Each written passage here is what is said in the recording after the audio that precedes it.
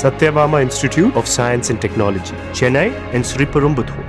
நகைக்கடை உரிமையாளர் ஆனந்தகுமாரிடம் சார் இப்போ நடுத்தர வர்க்கத்தினர் சந்திக்கக்கூடிய சிரமங்கள் பிரச்சனைகள் என்ன அப்படிங்கறத பேசணும். நகைக்கடை உரிமையாளரா நீங்க ரிசர்வ் வங்கி கொண்டு வந்திருக்கக்கூடிய இந்த 9 விதிமுறைகளை எப்படி பாக்குறீங்க? இதனால என்ன பாதிப்புகள் வரும் அப்படின்னு சொல்லுங்க. வணக்கம்மா. இந்த விதிமுறைகள் இருதரப்பா பார்க்கலாம். ஒரு நாணயத்துக்கு இரு பக்கம்ன்ற மாதிரி ரெண்டு பக்கமும் இருக்கு. ஒரு பக்கம் இவங்க இதை சீரமைக்கணும், தவறுகள் நடக்குது வங்கிகளில் அப்படின்றது ஒரு பக்கம் அவங்க அதை அப்சர்வேஷன் பண்ணியிருக்காங்க. அதுக்கு ஒரு ஸ்ட்ரீம்லைன் பண்ணணும், ஒரு சர்டிஃபிகேஷன் பண்ணிட்டா அப்ரைசர் கரெக்டாக செஞ்சிருக்காங்க அப்படின்றது ஒரு ஊர்ஜிதமாகுது. இது எங்க தொழிலில் இப்போ நகை தொழிலில் ஹால்மார்க்கிங் HUIDன்றது அவங்க இன்ட்ரோடக்ஷன் பண்ணியிருக்காங்க. இந்திய அரசு BIS பியூரோ ஆஃப் இந்தியன் ஸ்டாண்டர்ட்ஸ்ன்றது. அது நாங்கள் அந்த சிரமத்தெல்லாம் கடந்து வந்திருக்கோம். இனிஷியலாக அது ஒரு விதமான அப்போசிஷன் இருந்தது, இதெல்லாம் நேரமாகும் செலவாகும் அப்படின்றது. பட் அது சட்டமாக மாறினப்புறம் ஒரு மாறுதல், எல்லாரும் அதை ஏற்றுக்கிட்டு இப்போ HUIDன்றது நடைமுதலுக்கு வந்துடுது. ஸோ இந்த மாதிரி நகைகளை அவங்க மறு சர்டிஃபிகேஷன் பண்ண தேவையில்லை. ஏன்னா இதை ஏற்கனவே சர்டிஃபிகேஷன் பண்ணி ஒரு தேர்ட் பார்ட்டி சர்டிஃபிகேஷன் ஒரு லேப்ல கொடுத்து அவங்க அங்கீகாரம் கொடுத்தாச்சு.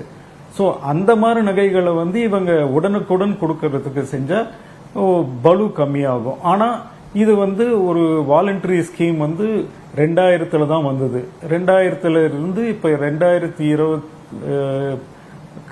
பக்கத்துல தான் மேண்டட்டரின்னு ஆச்சு. ஸோ இந்த நகைகள் சமீப காலத்து நகைகளுக்கு உடனடியாக அவங்க கொடுக்கலாம். இதுக்கு டிலே இல்லாம வாடிக்கையாளருக்கு ஒரு நன்மை செய்யலாம்.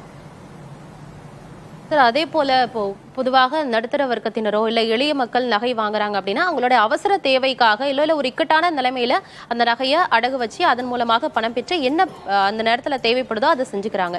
ஆனா இப்போ இந்த புதிய விதிமுறை காரணமாக இப்போ மக்களால அந்த அடகு வச்ச நகையவே ரிட்டர்ன் மீட்க முடியல அப்படிங்கிற ஒரு சூழல் தான் இருக்கக்கூடிய நிலைமையில புதியதாக நகை வாங்குவதற்கு மக்கள் ஆர்வம் காட்டுறாங்களா? இந்த விதிமுறைகளுக்கு பிறகு கேட்கிறேன். இதனால தங்க விற்பனையும் குறையறதுக்கான வாய்ப்பு இருக்கா? இது நீங்க சொல்ற வாதமும் நம்ம யோசிக்க வேண்டியதா இருக்குமா? ஏன்னா இது ஒரு சுலபமான ஒரு இன்ஸ்ட்ருமெண்ட். உடனடியா இது அந்த வாடிக்கையாளர் அந்த அம்மா சொன்ன மாதிரி எந்த ஒரு தேவைக்கும் உடனடியா ஓவர் நைட் இல்ல ஒரே நாள்ல அவங்களுக்கு அந்த தேவைகளுக்கு பூர்த்தி செய்யலாம். அது சிரமமா இருந்தா இத கொஞ்சம் யோசிக்க துவங்குவாங்க. இதுக்கும் ஒரு டிலே இருக்கா அப்படின்றது அது ஒரு பாதிப்பு காலத்தின் இதெல்லாம் தெரியும். பட் நாங்க இப்ப சமீப காலத்துல எங்க அடகு கடை வியாபாரிகள் எங்க சங்கத்தினர் சொல்றப்போ வாடிக்கையாளர் இப்ப அப்ரோச் பண்றது அதிகமா இருக்கு. ஏன்னா வங்கிகள் இடம் ரூல்ஸ் மாத்திருக்காங்க, விதிமுறைகள் அதிகமா இருக்கிறதுனால பிரைவேட்டுக்கு அதிகமா வராங்க. ஒரு காலத்துல NBFCs அதிகமா இதுக்கு வந்ததுனால அடகு கடைகள் எல்லாம் கொஞ்சம் வியாபாரம் கம்மியாயிருச்சு. இப்போ வாடிக்கையாளர் திரும்பி வர்றாங்கன்றது ஒரு தருணமா இருக்கு. இல்ல சார், என்னுடைய கேள்வி இப்போ ஒரு 2 சவரன் நகையை நான் போய் வங்கியில அடமானம் வைக்கிறேன். ஆனா இப்ப வருஷத்துக்கு ஒரு முறை அதை நான் என்னுடைய முழு தொகையுமே செலுத்தி அதை நான் மீட்கணும் அப்படிங்கிற ஒரு விதியையும் கொண்டு வந்திருக்காங்க. முன்னாடில இருந்தே இருக்கு. இப்ப இதை இன்னும் கட்டாயப்படுத்திருக்காங்க. அப்படி இருக்கக்கூடிய நிலைமையில இப்ப என்னால அந்த நகையை மீட்கவே முடியல அப்படின்னா நான் பணமாகவே வச்சுக்குவேன். இல்ல என்னால போய் ஒரு நகையை வாங்க முடியாத சூழல் தான் என்னுடைய பொருளாதாரம் என்னை கொண்டு போகும். அப்படி இருக்கும்போது நான் பணத்தை வீட்டிலேயே வச்சுக்குவேன். இல்ல நான் நகையே வாங்காம இருப்பேன். இல்ல அப்போ நகை விற்பனை ரொம்ப குறையுமா? அதிகமா குறையறதுக்கு வாய்ப்பு இல்லாம. ஏன்னா இது விலைகள் கூடிக்கிட்டே இருக்கு. இன்ஃபிளேஷனுக்கு இது உதவுதில்லை. ஸோ நீங்கள் ஒரு 2 வருஷம் முன்னால் வாங்கியிருந்தா அந்த பவுன் வந்து 50,000 60,000 இருக்கும், இன்னைக்கு 75,000 வரப்போ அது அந்த அப்ரிசியேஷனை வந்து மிஸ் பண்ணிடுவாங்களே. அதனால தற்காலிகமாக பாதிப்பு வரலாம். நீங்கள் உங்கள் கேள்வி வந்து நியாயமானது தான். தற்காலிகமாக அது பாதிப்பு வரலாம். பட் இன்ஃப்ளேஷனை வந்து இவங்க ஒரு வாடிக்கையாளர் வந்து வாங்கின தங்கம் எண்ணுக்கும் அவங்கள வந்து கைவிடலை. ஸோ நாங்கள் எதிர்பார்க்கறது இது பெரிய பாதிப்பாக இல்லாமல் இருக்கணுன்றது எதிர்பார்க்குறோம்.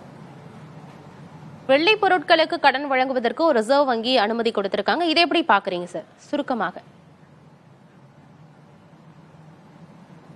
இது ஒரு அவசர தேவைதாம்மா. ஏன்னா வெள்ளி பொருட்களுக்கு கொடுக்கறதும் ஒரு வரவேற்கத்தக்கிறது தான்.